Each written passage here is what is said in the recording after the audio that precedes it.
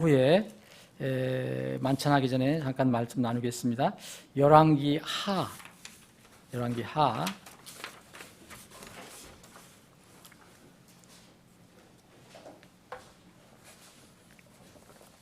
19장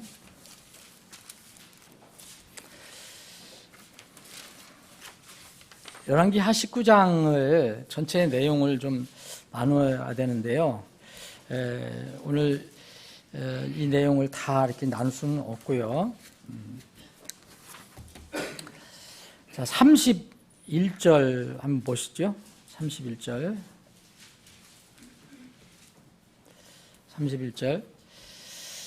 남은 자들이 예루살렘에서부터 나오며 피하는 자들이 시온산에서부터 나오리라. 만군의 주에 열심히 이 일을 행하리라.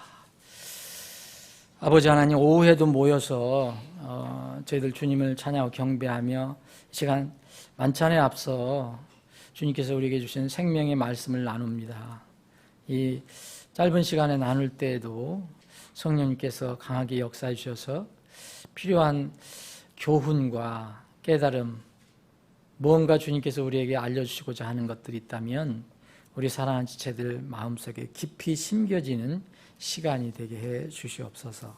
거룩하신 예수님의 이름으로 기도합나이다. 아멘. 자, 우리가 하나님을 떠나서는 우리가 살 수 없고 매일 하나님 이야기를 하는데, 특히 교회에서는 하나님, 주님 얘기하는데, 아침에도 말씀드린 대로 하나님 우리 눈에 보이지 않습니다. 우리 눈에 보이지 않는 하나님인데, 때때로 우리에게 이제 이렇게 나타나 주시는데, 눈에 보이게 나타나신 그분이 바로 성육신 예수 그리스도인데, 이 하나님에 대해서는 우리가 아무리 우리 머리로 궁리를 해도 다 알 수가 없습니다. 이 피조물이 창조주를 어떻게 다 알 수 있어요? 그런 분은 없어요. 그런 사람 없고요. 근데 이제 성경을 통해서 하나님이 어떠신 분인가를 이제 곳곳에 이제 하나님의 어떤 속성 같은 것을, 하나님의 성품 이런 것들을 알려주십니다. 그래서 여러분들이 하나님의 품성, 하나님의 속성은 이제 많이 알고 계시죠. 하나님의 큰 속성, 아침에 말씀드린 대로 두 가지, 뭐죠? 사랑, 그죠? 사랑은 긍휼도 될 수 있고요, 오래 참으심도 될 수 있고, 우리에겐 축복으로 연결되는 부분이에요. 그리고 또 하나는 공의입니다. 공의. 이건 또 진리와 연결돼요. 이건 진리. 사랑과 연결되는 게 아니라 진리와 연결됩니다.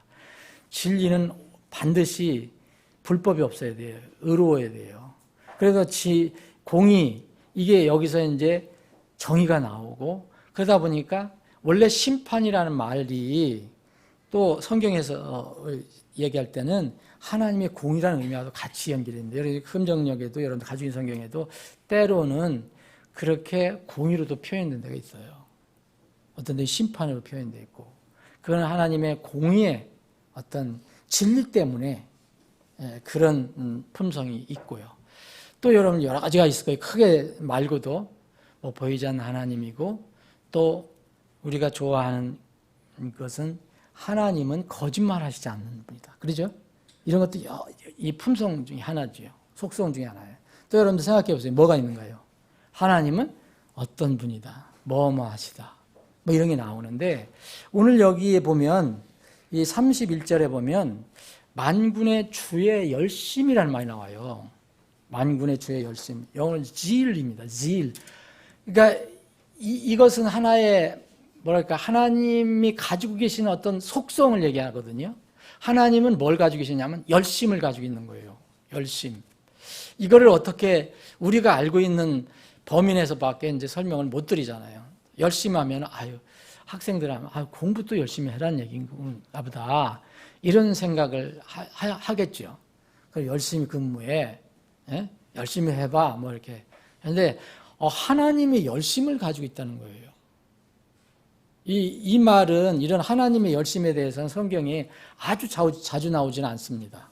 그러나 하나님이 이런 성품을 가지고 계셨기 때문에, 속성을 가지고 계셨기 때문에 성경의 어떤 사건들을 보면 이거는 하나님의, 예를 들어 사랑, 공의, 신실하심, 또 여러 가지 해석할 수 있는데, 그 중에 또 이게 하나님의 열심, 하나님이 이렇게 열심히 하시는구나. 우리 인간이 생각하는 열심하고 좀 다르겠지만 하나님의 열심히 이 일을 하시는구나. 그래서 여기 보면 만군의 주의 열심히 이 일을 행하리라 그렇게 얘기하셨어요. 그래서 하나님의 속성 중에 또 오늘 우리가 살펴봐야 할 것은 하나님의 열심입니다. 열심. 이 하나님의 열심. 하나님은 열심이 있으시다. 그거보다도 하나님 안에는 열심이라는 어떤 속성을 가지고 계시는 거예요. 그러면 이 내용이 왜 하나님 열심이라는 말이 나왔나? 하나님의 만군의 주 열심이 나왔나? 이 히스기야 이야기거든요. 이 히스기야 이야기 여러분들 잘 아실 거예요.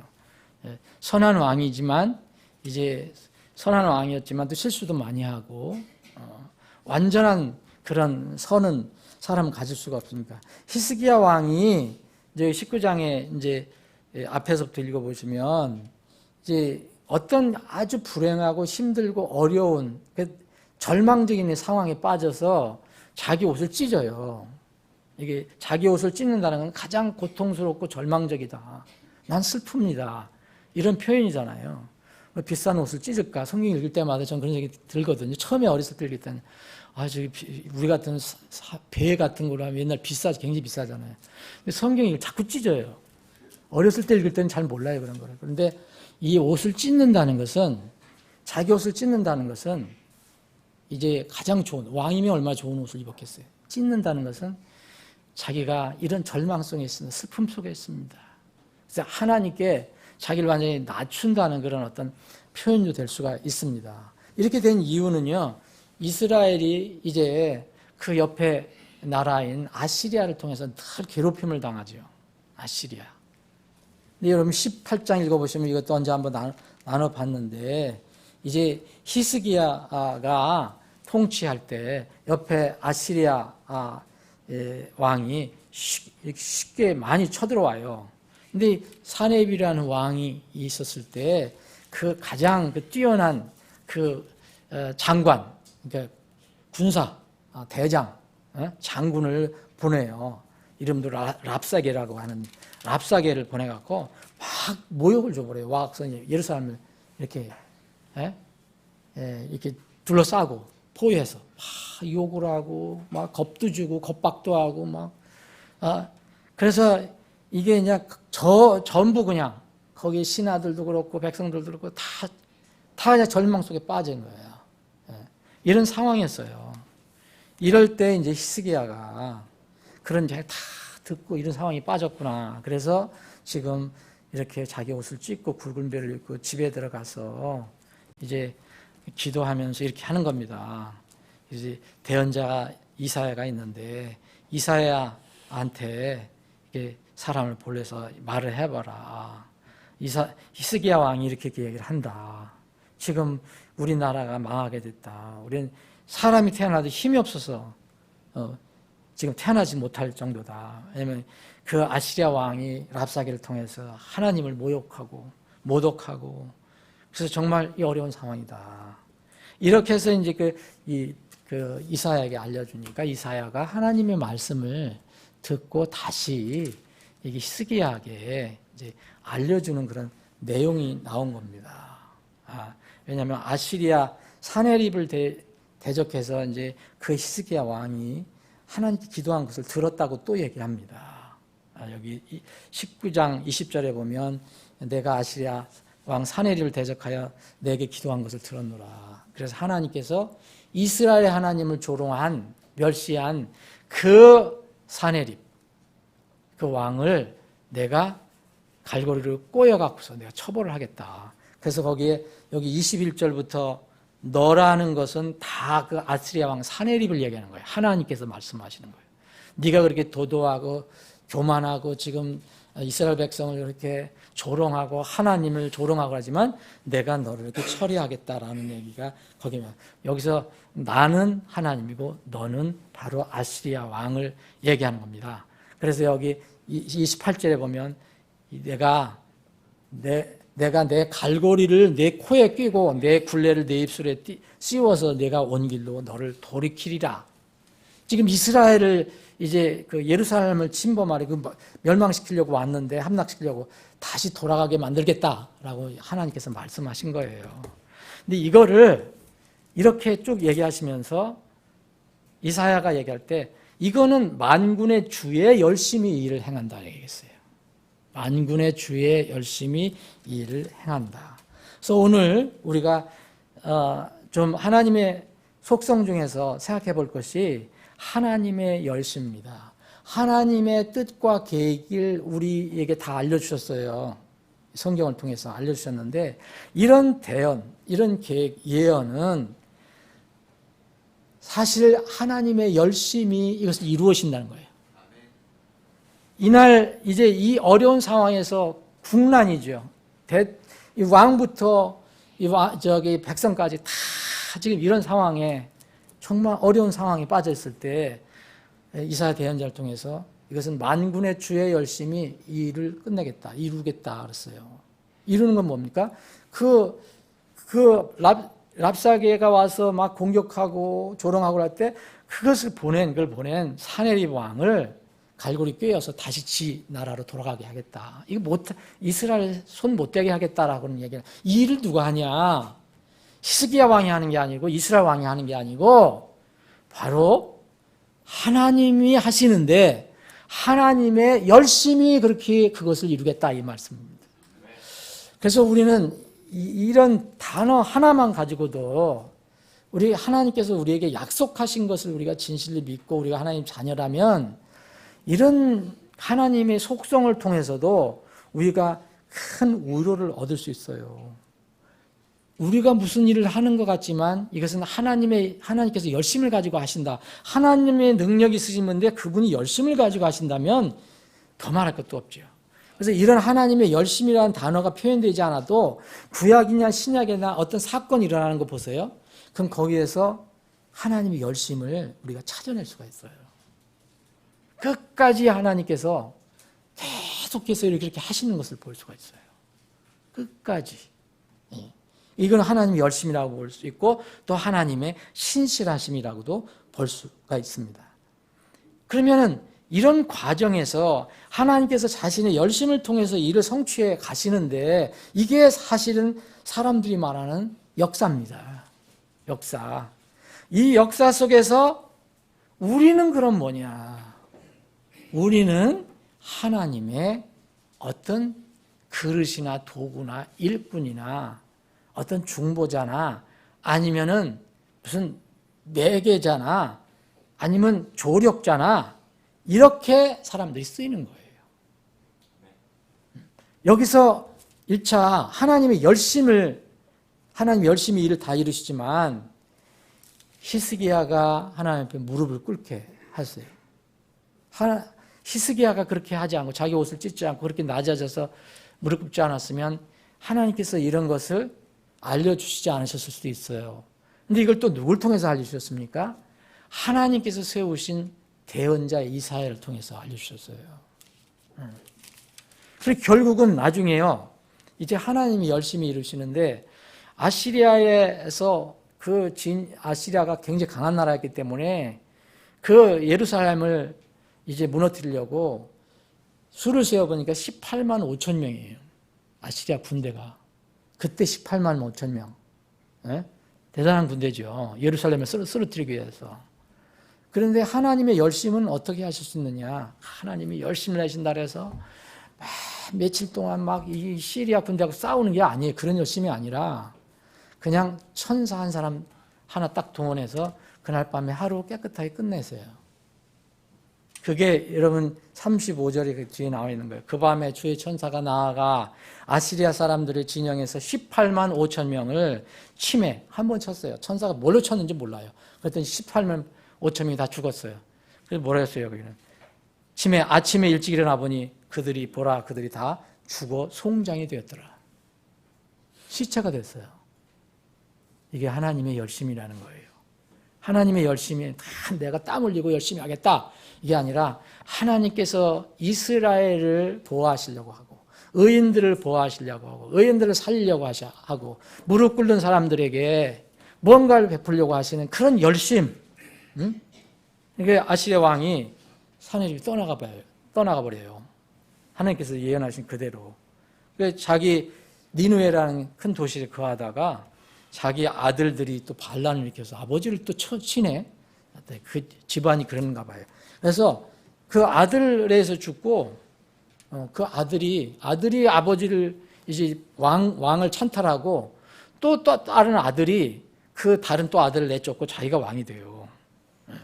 이게 이 이야기입니다, 지금. 그런데 하나님께서 뭘 얘기하셨냐면 하나님의 주의 열심히 일을 하셨다는 거예요. 성경에 보면 열심이라는 단어가 반드시 긍정적인 게 아니에요. 하나님의 열심은 무조건 긍정적인 거죠. 그죠? 여러분, 하나님의 열심이 여러분들 삶에 함께 있다. 이거는 진짜 복입니다. 하나님의 열심을 부르는, 어떻게 하나님의 열심을 가지고 하시는가. 그런데 사람의 열심은 긍정적인 게 있는가 하면 부정적인 게 있어요. 사람이 왜 우리가 흔히 얘기하잖아요. 우리가 신실해야 합니다. 열심을 가지고 일해야 됩니다. 섬겨야 됩니다. 하지만은 부정적인 게 있어요. 열심. 로마서 10장을 보면은 유대인들은 열심을 가지고 있었는데 그것이 잘못된 열심이었어요. 하나님의 뜻에 따른 열심이 아니었어요. 10장 내가 그들에 대해 로마 10장 2절이 보면 말씀이 있어요. 내가 그들에 대하여 증언하노니 그들이 하나님께 대한 열심은 있으나. 자, 열심은 있었어요. 뭔가 열심이 있었으나 지식에 따른 것이 아니라 하나님께서 주신 대언의 말씀, 예언의 말씀에 따라서 열심을 갖는 게 아니에요. 자기 생각대로 열심을 갖는 거예요. 이름만 이제 하나님을 위한다는 거예요. 그래서 이런 열심을 가지면요, 하나님의 의를 알지 못하여 자기 자신의 의를 세우려고 다니면서 하나님의 의에 복종하지 않는다, 이렇게 돼 있어요. 이게 인간의 열심입니다. 인간의 열심, 우리가 열심을 가질 때 하나님의 뜻과 이게 연결이 되는 건가를 늘 생각해야 돼요. 여기서 얘기하는 하나님을 향한 열심을 가지고 있었다 그랬잖아요, 유대인들. 저도 사람이고 저도 많이 실수하고 연약한 사람이기 때문에 매일 주님 만날 때까지 배워야 되고 느껴야 되고 또 깨달아야 되고 다른 지체들 통해서 난 두 전도사들을 통해서도 배워요. 여러분, 우리 교회 어른들을 통해서도 배우고 아이들을 통해서도 배웁니다. 우리 어르신이 오늘 여기 간증하셨잖아요. 저도 어르신은 이제 80에 가까우시지만 저는 이제 70도 안 됐는데 지금 이제 올해 이제 67년 사는 거지, 68세니까. 그런데 이번처럼 고통스러운 건 없었어요. 제가 3주 전에 겪은 거. 모르시는 분 모르시고 아시는 분 아니지만 이런 경험은 내가 처음 당했어요. 그렇게 하늘이 뱅뱅뱅 도운 적이 없었고 그렇게 속이 그냥 막 한 적이 없었어요. 처음이었어요. 처음. 이게 뭡니까? 그런 고통 속에서 정신을 못 차리고 쓰러져 있으면서도 이게 뭡니까라는 기도가 절로 나왔는데 이제 모르잖아요. 우리가 하나님에 대한, 제가 뭐 하나님의 이름으로 다 하잖아요. 하나님에 대한 열심. 근데 모르죠. 지금 어슴푸레게 이제 이렇게 생각하는 게 있는데 내가 하나님에 대한 신실함을 내가 가지고 열심을 가지고 일하되 혹시 하나님의 뜻과 목적과 계획에 벗어나는 그런 일을 하는 건 아닌가 하는 느낌이 언뜻 오기도 했어요. 그래서 이 병원에 가보니까 저기 병명이 나오질 않았어요. 지금 거의 한 80% 정도 회복이 됐어요. 기력이 한 20% 정도 아직 회복이 안 됐는데 어쨌든 우리 인간의 열심이라는 게 좋은 건데 하나님의 뜻과 맞지 않는 것은 이게 하나님의 의를 세우는 게 아니에요. 누구 의를 세워요? 내 의를 세울 수 있다는 거예요. 내 의. 네. 하나님의 열심은 완벽한 것입니다. 네. 그래서 이 열심을 가지고 있는 사람들이 있었어요. 여러분 고린도후서 9장에 보면 마케도니아 교회가 뭘 가지고 있었냐면 이 열심을 가지고 있었어요. 그래서 다른 교회를 돕는다. 불쌍한 사람을 돕는다. 자기들을 헌신하려고 하는 열심을 가지고 있었다고 나와요. 마게도니아 열심, 마게도니아 교회의 열심. 그리고 어떤 한 사역자가 있었는데 이 골로새서를 보면 골로새서의 그 사역자, 전임 사역자이기도 했었는데 에바브로디도라고도 하고 에바브라라고도 하는 이 골로새 교회의 사역자는 하나님께서 이렇게 얘기하세요. 골로새서 4장 12절 보면 너희에게 속한 사람으로 그리스도의 종인 에바브로가 너희에게 문안하노라. 그가 너희를 위해 항상 기도로 뜨겁게 수고하나니. 여러분 남을 위해서 항상 기도로 뜨겁게 수고하는 것은 이거는 무슨 내 의를 하는 게 아니잖아요. 하나님 의와 맞는 거죠. 수고하나니 이것은 너희가 하나님의 모든 뜻 안에서 완전하고 완벽하게 서게 하려 함이라. 그가 너희와 라오디게아에 있는 자들과 히에라폴리스에 있는 자들을 위해 큰 열심을 가진 것을 내가 증언하노라.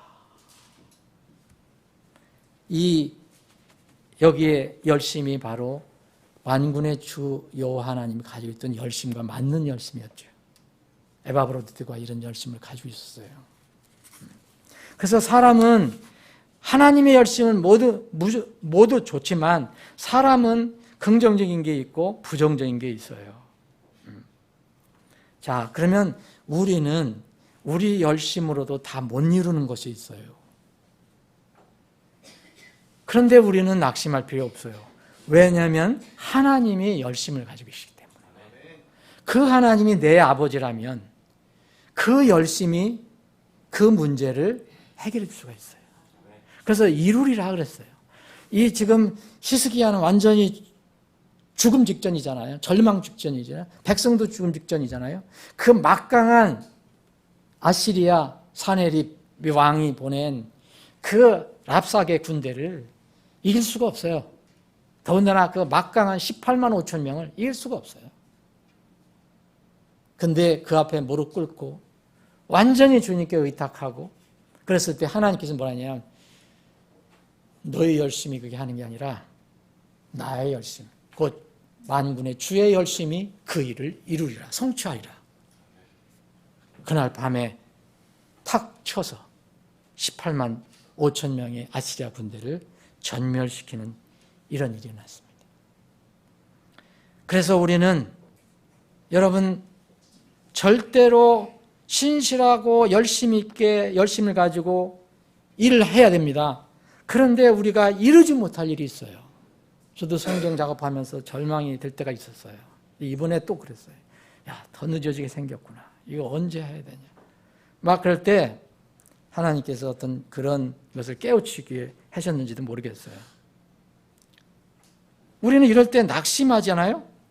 그런데 가만히 생각해 보면 이때 하나님이 하실 때예요. 이때 하나님이 하실 때예요. 지금 우리가 이게 성경 작업이든 선교 작업이든 지금 이제 우리가 진척대로 다 안 되고 있지만 우리가 이때 우리 힘으로 어떻게 할 수 없을 때 이때 하나님께서 이 열심을 두고 일하실 거란 말입니다. 그러면 그 열심의 도구로 우리를 쓰실 거예요. 우리 힘으로가 아니고. 사람으로서 우리가 아무것도 할 수 없을 때 오히려 이때부터 우리가 열심을 가지고 해야 할 일이 있어요. 그게 뭔지 아십니까? 하나님이 열심을 구하는 일이에요. 전능하신 하나님이 열심을 구하자. 하나님의 열심이 이루시도록 하나님을 전적으로 신뢰하고 의탁하자. 우리는 하나님이 절대 주권을 가지고 계신다는 걸 알아요. 전능하신다는 것을 알아요. 그리고 그분은 긍휼과 사랑이 풍성하신 분이라는 것을 알아요. 예? 진짜 꺼져가는 심지도 끄지지 않는 분, 연기난 심지도 끄지 않으시는 분, 예? 흔들리는 갈 때도 꺾지 않으시는 그런 분, 긍휼과 사랑이 풍성하신 분, 그분, 그리고 그분이 전능하시다는 걸 알면 그분께 구하자. 포기할 때가 아니다. 사람이 하지 못할 때, 그걸 내가 깨달을 때는 이제 주께서, 하나님께서 열심을 구하여서 하실 때가 된 것이다. 우리는 이제 하나님의 공의와 정의가 굳게 세워지는 일을 위해서 기도하면 되는 겁니다. 그 이사야서 9장을 보면은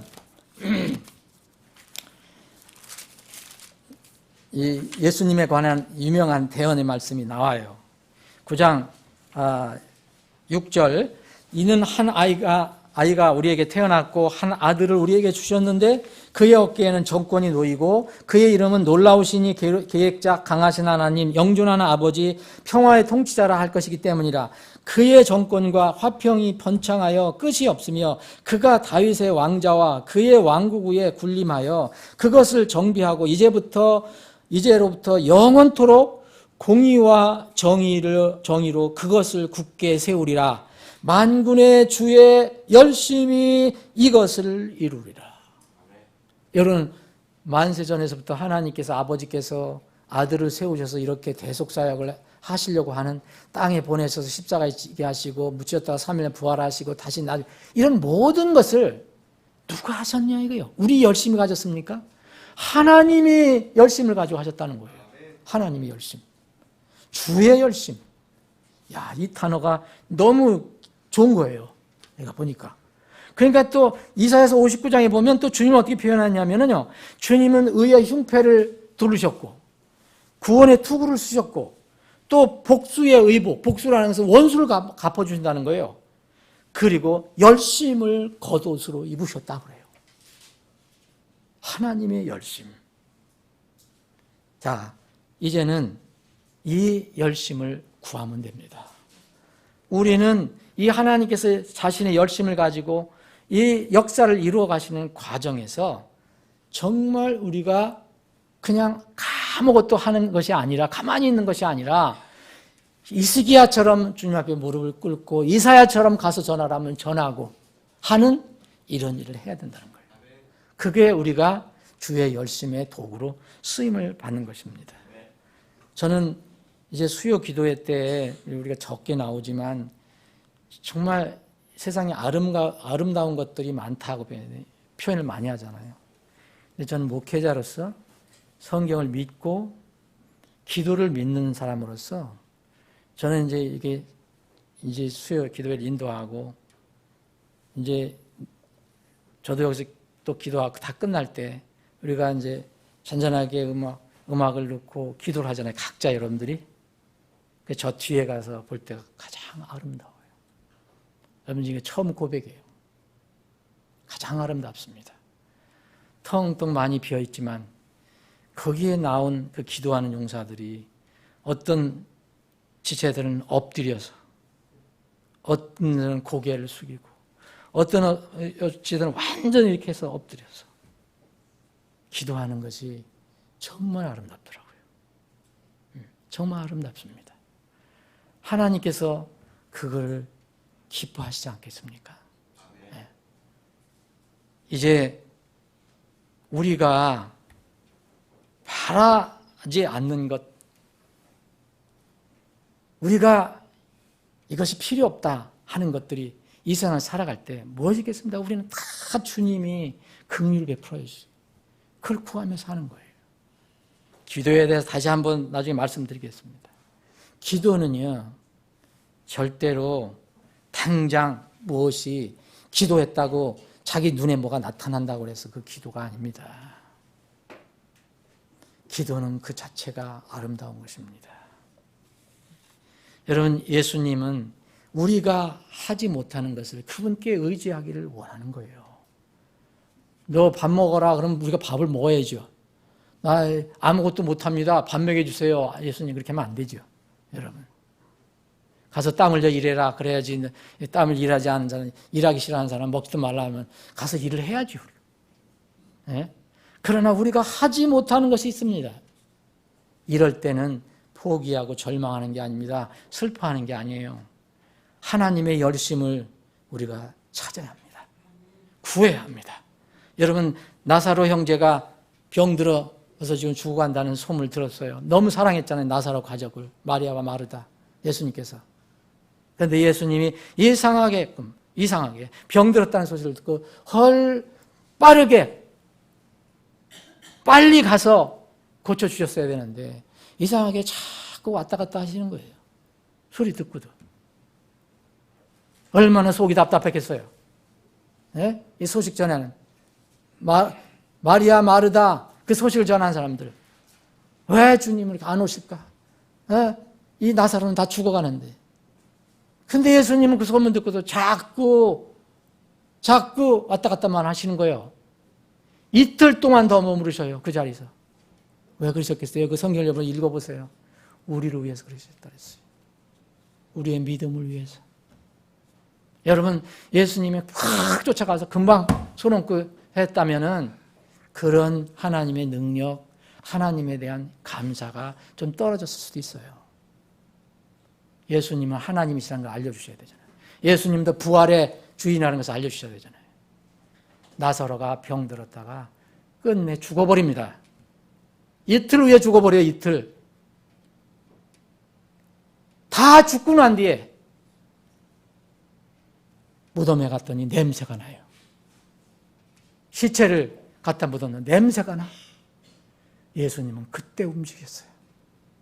그때 움직여서 그건 누구 때문에 그러냐.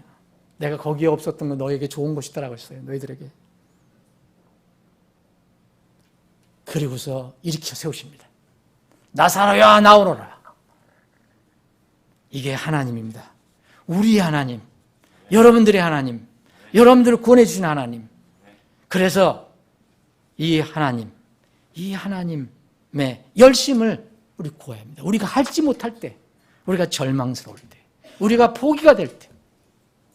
그래서 이 세상에서 우리가 살 때 절망은 없습니다. 우리 그리스도인들은.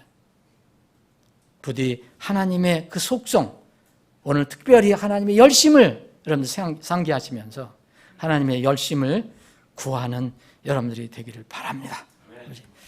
오늘 만찬하겠습니다. 두 분 형제님 모시겠습니다.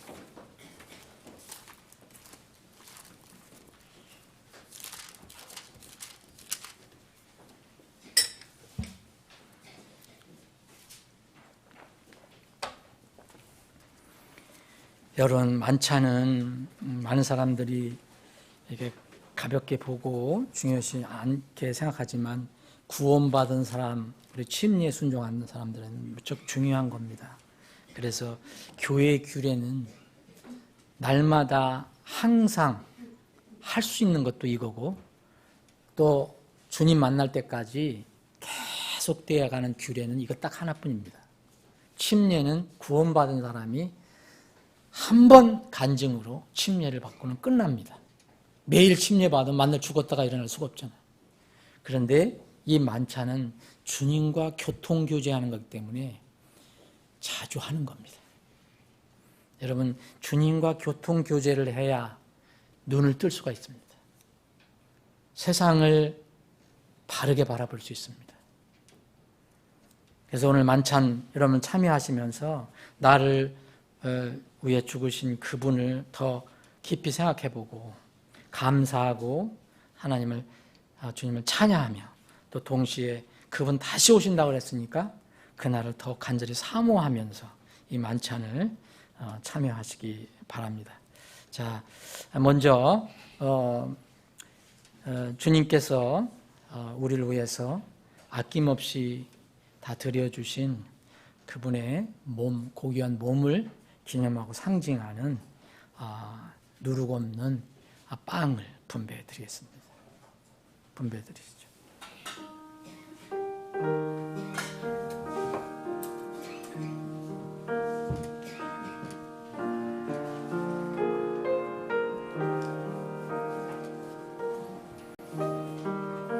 여러분 눈에 보이지 않는 주님을 어떻게 교제합니까? 어떻게 교통합니까?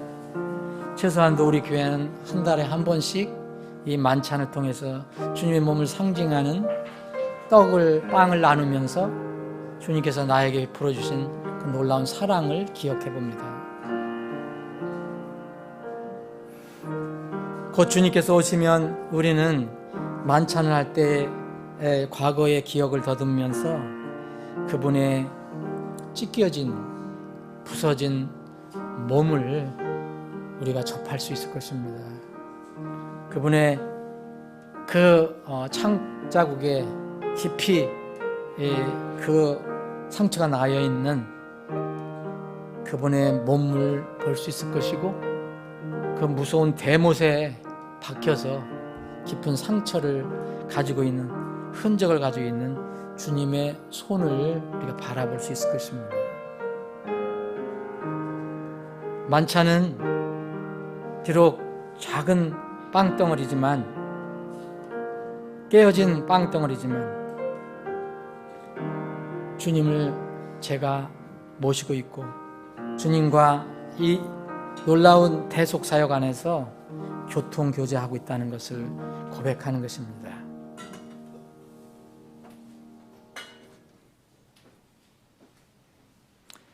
주 예수님께서 배반당하신 바로 그 밤에 빵을 집어서 감사를 드리신 뒤에 그것을 떼시고 이르시되 받아서 먹으라.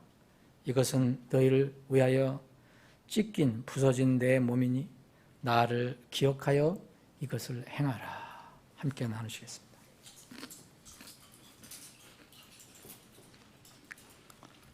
다음은 주님께서 우리를 위해서, 우리 죄를 위해서 아낌없이 흘려주신 그분의 피를 기념하고 상징하는 잔을 분배해 드리겠습니다.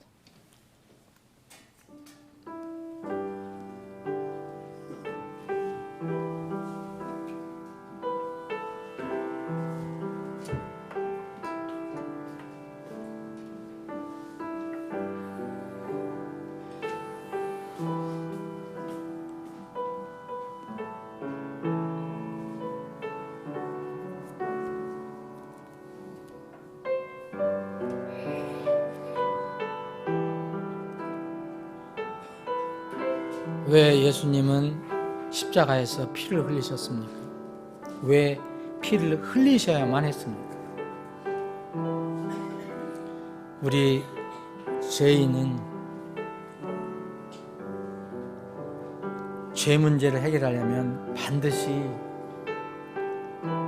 피 문제와 연결이 되어 있기 때문에 그렇습니다. 하나님께서 우리를 만드실 때 우리의 생명이 피에 있게 만드셨습니다. 그래서 피가 생명이라고 말씀하셨습니다.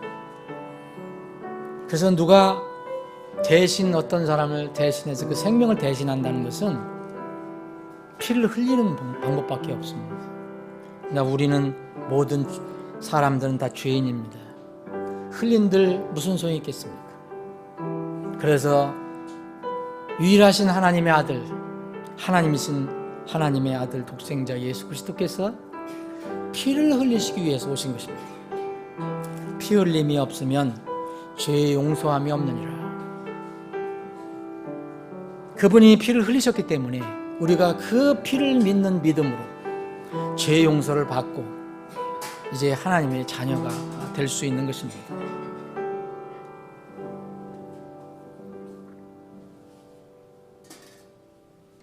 또 그와 같은 방법으로 잔을 집으시고 이르시되 이 잔은 내 피로 세우는 새 상속 언약이니 너희가 그것을 마실 때마다 나를 기억하여 이것을 행하라 하셨느니라. 너희가 이 빵을 먹으며 이 잔을 마실 때마다 주의 죽으심을 그분께서 오실 때까지, 다시 나타나실 때까지 보이느니라. 함께 나누십니다. 자, 금년도 마지막 만찬은 이것으로 마치고요.